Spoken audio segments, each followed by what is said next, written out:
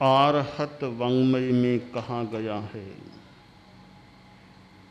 अप्पा खलु सययम रक्षियब्बु सब्बिंदि एहिम सुसमाहि एहिम अरक्षि ओ जाइपहम उवेई सुरक्षि ओ सब दुहान मुच्चई। आदमी को रक्षा करनी चाहिए। दुनिया में रक्षा का बड़ा महत्व है। सरकार में रक्षा मंत्रालय, रक्षा मंत्री, बहुत बड़ा दायित्व होता है रक्षा करना। राष्ट्र की सीमा की सुरक्षा के लिए कितने कितने सुरक्षा कार्यरत व्यक्तित्व लगे रहते हैं। शरीर की रक्षा पर भी ध्यान दिया जाता है। शरीर रक्षा के लिए आदमी भोजन, पानी, दवा आदि आदि का ध्यान देता है। राष्ट्र की रक्षा, अपने शरीर की रक्षा, और एक बहुत महत्वपूर्ण बात है आत्मरक्षा, अपनी आत्मा की रक्षा करना। और आत्मा की रक्षा करना बहुत मुश्किल काम है। राष्ट्र रक्षा फिर भी कुछ आसान हो सकती है, शरीर रक्षा भी कुछ आसान हो जाए, आत्मरक्षा कुछ कठिन भी है और महत्वपूर्ण बहुत है। प्रश्न होता है कि आत्मा की रक्षा कैसे की जाए। चूलिकाकार ने बताया, सब्बिंदि एहिम सुषमाहि एहिम। सुषमाहित सर्वेंद्रियों के द्वारा आत्मा की रक्षा करनी चाहिए। अर्थात इंद्रियां आत्मा की भक्षक बन सकती है। कई बार रक्षक भी भक्षक बन जाता है। जो इंद्रियां ज्ञान की माध्यम हैं, वे ही इंद्रियां आत्मा की अरक्षा करने वाली, नुकसान करने वाली भी बन सकती है। तो इनको ऐसा बना लेना, सुसमाहित कर लेना कि ये स्वयं रक्षा करने वाली बन जाएं, आत्मा की रक्षा करने वाली। आत्मा को खतरा भी इंद्रियों से होता है और आत्मा की रक्षा भी इंद्रियों के द्वारा हो सकती है। तीन शब्द आते हैं, हेय, गेय, उपादेय। छोड़ने योग्य चीज को हेय कहा जाता है, जानने योग्य को गेय और ग्रहण करने योग्य वस्तु को उपादेय कहा जाता है। आदमी इन तीन चीजों पर ध्यान दे ले। गेय तो सब कुछ है, अच्छे को भी जानना चाहिए, कहीं कहीं बुरे को भी समझ लेना चाहिए। तो गेय तो अच्छा बुरा दोनों हो जाता है। हेय जो बुरा है वह है, और उपादेय जो अच्छा है वह है, वह ग्रहण करने योग्य होता है। नव तत्वों में हेय, गेय, उपादेय की मीमांसा या अवधारणा बताई गई। आश्रव हेय है, संबर, निर्जरा, मोक्ष उपादेय हैं, पुण्य पाप भी हेय हैं। पुण्य के प्रति आदमी का आकर्षण हो सकता है, पर आखिर पुण्य भी हेय है। मोक्ष जाने के लिए पुण्य को भी छोड़ना होता है। और पुण्य तो बहुत सतही चीज है, भौतिक चीज है। आध्यात्मिक चीज है निर्जरा, संबर। सिद्धांत यह है कि निर्जरा के साथ पुण्य का बंध भी होता है। शुभ योग से निर्जरा होती है, कर्म टूटते हैं, पाप कर्म झड़ते हैं, साथ में पुण्य का बंध भी हो जाता है। जैसे अनाज के साथ भूसी भी होती है, वैसे निर्जरा के साथ पुण्य का बंध भी होता है। और पुण्य होता है तब आदमी को वैभव मिलता है, मान सम्मान मिलता है, सत्ता मिल जाती है, शरीर अच्छा रहता है, बहुत अनुकूलताएं मिलती हैं पुण्य के द्वारा। आदमी के पुण्य का योग न हो या कम हो, पाप का योग प्रबल हो, तो बात बात में असम्मान, अपमान, शरीर की भी प्रतिकूलता, दुनिया में बदनामी, शरीर भी अच्छा नहीं मिलता है, भद्दा शरीर मिल जाता है। यह पुण्य पाप का अपना नियम है, सिद्धांत है। तो निर्जरा तपस्या करने से, शुभ योग में रहने से, जहां एक और कर्मों की निर्जरा होती है, वहां साथ में यथा नियम पुण्य का बंध भी हो जाता है। परंतु पुण्य की आकांक्षा नहीं करनी चाहिए। पुण्य की आकांक्षा करना कुछ साधना को कम करना हो जाता है। पर पुण्य का बंध होता है। साधु को कोई बंधन करता है तो बंधन करने से एक और निर्जरा होती है, नीच गोत्र कर्म की निर्जरा हो जाती है, और भी साथ में कर्मों की निर्जरा हो सकती है। साथ में पुण्य का बंध, उच्च गोत्र जैसे पुण्य का बंध भी संभव है। तो एक और निर्जरा और साथ में पुण्य का बंध। एक कार्य से दो परिणाम आ जाते हैं। कार्य तो एक है, शुभ योग है, परिणाम दो हैं, निर्जरा और पुण्य का बंध। एक प्रश्न होता है कि पहले पुण्य का बंध होता है या पहले निर्जरा होती है? थोड़ा तात्विक गहरा प्रश्न है। उत्तर दिया गया कि पहले पुण्य का बंध बाद में निर्जरा। ऐसा क्यों? परम पूज्य गुरुदेव तुलसी विराजमान थे। गुरुदेव तुलसी के पास तत्वज्ञान अच्छा था, तत्वज्ञान गहरा अच्छा ज्ञान था, उनमें क्षयोपशम था, प्रतिभा थी, प्रज्ञा थी और प्रबुद्धता थी। तेरा पंथ दर्शन का भी उनको कितना अच्छा गहरा ज्ञान, तात्विक बोलों का कितना ज्ञान, आगम का ज्ञान, संस्कृत भाषा का कितना ज्ञान, और इसके साथ राग रागिणियों का कितना ज्ञान। पुरानी राग रागिणियां जो उनकी जानकारी में थी। आज तो प्रश्न है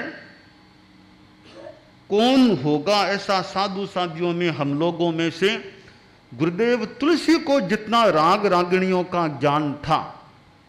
कोई हो तो बहुत अच्छी बात है, मिल जाए, पर कुछ कठिन है नाम बताना कि अमुक को उतना ज्ञान है राग रागिणियों का। भगवती जोड़ की राग रागिणियां। आज तो कौन मिलेगा जो भगवती जोड़ की ढालों को रागों में गा करके सुना दे? कोई मिल जाए तो मिल जाए। अर्थात आचार्य तुलसी के पास कितना विविध ज्ञान था।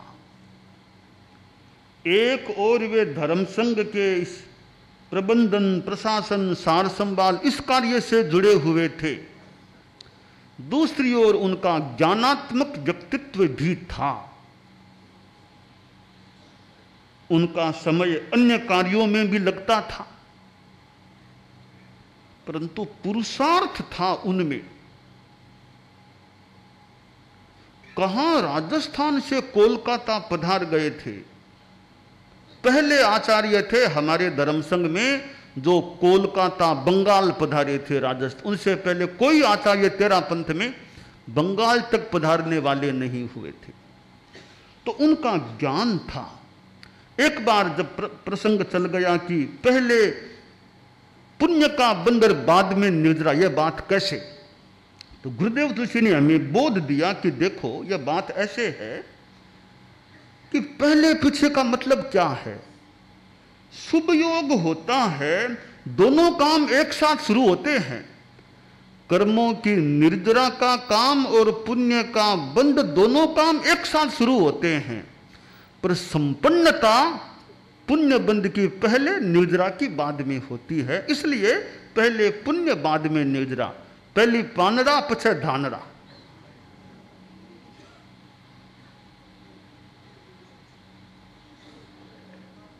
तो पुण्य का बंध होता है, पर पुण्य भी आखिर है हेय, छोड़ना होगा पुण्य को भी। आचार्य तुलसी का भी कितना पुण्य था। पहली बात तो है, बिना पुण्य के तेरा पंथ के आचार्य पद पर आना ही मुश्किल। पुण्य का योग उनके पास नहीं होता तो इतनी छोटी अवस्था में तेरा पंथ के आचार्य पद पर आ जाए, बिना पुण्य के संभव नहीं लगता। और आए ही नहीं, सैकड़ों सैकड़ों साधु साधियों के अधिनेता, अधिशास्ता, इतने श्रावक श्राविकाओं के नाथ बन गए थे। एक और उनकी साधना, तो साथ में मुझे लगता है पुण्य उनका प्रबल था। कोई पिछले जन्म या जन्मों में कोई तपस्या की थी, तब वे तेरा पंथ के हमारे आचार्य बने थे, हमारे संघ के सरताज बने थे, नाथ बने थे, अनुशास्ता बने थे। और लंबे काल तक उनका अधिशास्त्रित्व रहा। विरोध आए, संघर्ष आए, अपमान सम्मान कई स्थितियां आई, पर किस प्रकार वे अपने ढंग से चलते रहे, चलते रहे, चलते रहे। और कितना उनमें वात्सल्य था। हां, मैंने देखा, आंख भी दिखाते थे, आंख भी दिखाते थे वे। ऐसा नहीं कि कोरी बदसलता, मौके पर उलाहनाचार, आंख दिखानाचार, एक नाराजगी सी ऐसा भी कर लेते थे। कोई लगता गलती तो ऐसी आंख मोड़, एक थोड़ी सी वो अकृपा दिखा देते थे। तो बाद में कृपा बरसाते तो वो इतनी बरसा देते, बदसलता।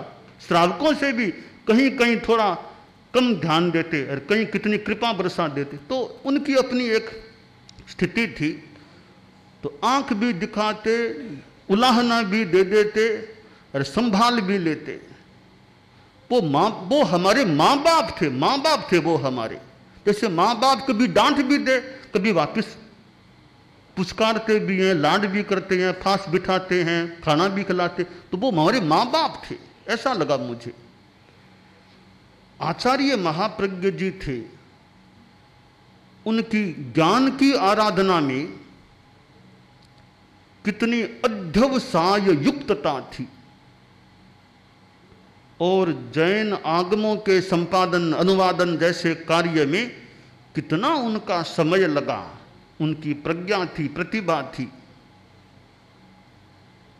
उनका मौका नहीं मिला इतनी दूर यात्रा आचार्य काल में, पूर्वांचल पधारने का कार्यक्रम नहीं बन सका, परंतु वे अपने मुनि जीवन में यात्रा कर चुके थे, लंबी लंबी यात्राएं। और उन्होंने जो साहित्य के क्षेत्र में कार्य किया, प्रेक्षा ध्यान के क्षेत्र में कार्य किया, जीवन विज्ञान की बात प्रस्तुत की, और प्रवचनों के माध्यम से जो जनता को बोध देने का प्रयास किया, कार्य किया, तो धर्मगुरुओं के प्रवचन से यह बोध मिल सकता है कि हेय क्या, गेय क्या, उपादेय क्या। तो हम हेय को छोड़ने का प्रयास करें। हमारे कसाय हेय हैं, लोभ, माया, छलना आदि आदि हेय हैं, आश्रव हेय है, हिंसा, झूठ आदि आदि हेय हैं। और निर्जरा संबर ये उपादेय। हम निर्जरा की साधना करें, संबर की साधना करें। शनिवार आता है, शनिवार सामायिक का वार है, शाम को 7 से 8 के समय, और आज भी शनिवार है। शनिवार है तो सामायिक संभव हो सके, समय की अनुकूलता हो तो 7 से 8 के बीच धर्मस्थान में करें, दुकान में करें, मकान में करें, कहीं करें। हाँ, यात्रा के दौरान नहीं, ऐसा नहीं कि ट्रेन में भी, ट्रेन में सामायिक नहीं हो सकती, वायुयान में नहीं, जमीन पर अच्छी तरह बैठकर मिलकर। यात्रा के दौरान सामायिक मान्य नहीं है तो शनिवार को पहले से आदमी देख ले आज शनिवार है और कार्यक्रम छोड़ करके 7 से 8 के बीच सामायिक का प्रयास करूं। तो सामायिक की साधना उपादेय है, वह करनी चाहिए। और शनिवार की सामायिक का अच्छा प्रयोग है शाम को 7 से 8 के बीच का, और उसके प्रति जागरूकता यथासंभव रहनी चाहिए कि उस समय सामायिक की आराधना हो जाए और संभव हो 13 पंथ प्रबोध जैसे ग्रंथ का स्वाध्याय साथ में हो जाए, उसके बारे में कुछ सुनने का, समझने का या चितावना करने का, संगान करने का अवसर प्राप्त हो जाए। आचार्य भिक्षु 13 पंथ प्रबोध में आचार्य भिक्षु की संक्षिप्त जीवनी आ जाती है और उसके साथ साथ 13 पंथ के बारे में संक्षिप्त जानकारी दे दी गई है। गुरुदेव तुलसी द्वारा रचित यह ग्रंथ 13 पंथ के बारे में संक्षेप में, आचार्य भिक्षु के बारे में संक्षेप में जानकारी देने वाला एक सुंदर ग्रंथ है। बड़ा एक महत्वपूर्ण है इस दृष्टि से कि गेय भी है और जिसमें सिद्धांत की बात भी आ गई, इतिहास की बात भी आ गई, 13 पंथ की कुछ मानो गतिविधियां भी आ गई। 13 पंथ के बारे में संक्षिप्त जानकारी देने वाला एक सुंदर ग्रंथ है 13 पंथ प्रबोध। तो ऐसे ग्रंथ का स्वाध्याय हो जाए शनिवार की शाम की 7 से 8 के बीच होने वाली सामायिक में, अच्छा क्रम है। तो आदमी हेय को जान करके छोड़ने का प्रयास करे और उपादेय को जान करके ग्रहण करने का प्रयास करे। ऐसा करने से हमारी आत्मा कल्याण की दिशा में आगे बढ़ सकती है। और जहां आदमी न हेय को जानता न उपादेय को जानता, फिर क्या तो वह छोड़ेगा और कैसे छोड़ेगा, कैसे ग्रहण करेगा, स्वीकार करेगा। जहां यह बोध हो जाता है, संबोध हो जाता है, प्रबोध हो जाता है, वहां फिर आदमी उत्थान की दिशा में आगे बढ़ सकता है। तो हमारा यह प्रयास रहना चाहिए हम कुछ ज्ञान का अभ्यास करें। पुराने जमाने में तो पान्ना की चर्चा नाम का थोकड़ा चलता था। पान्ना की चर्चा पुराने लोग जानते होंगे, पान्ना की चर्चा। आजकल तो वो कुछ रूपांतरण हो गया उसका। पहले था पान्ना की चर्चा और 27 लड़ियों के माध्यम से, प्रश्नोत्तर के माध्यम से उसमें तत्वबोध दिया गया। उसमें भी यह बात आती थी, छांडवा जोग, जानवा जोग, आदरवा जोग। छांडवा जोग हेय, जानवा जोग गेय, आदरवा जोग उपादेय। तो हमारे धर्माचार्यों ने, गुरुओं ने, ज्ञानियों ने ऐसे ग्रंथ रचे हैं। वे ग्रंथ हमारे लिए बड़े ज्ञान के माध्यम हैं। तो गुरुदेव तुलसी जैसे ज्ञानी गुरु हमें मिले थे, जिनकी अपनी साधना थी और ज्ञान था। आचार्य महाप्रज्ञ जी जैसे हमें गुरु मिले थे। तो हम लोग भी ज्ञान और साधना में आगे बढ़ने का प्रयास करें, यह काम्य है।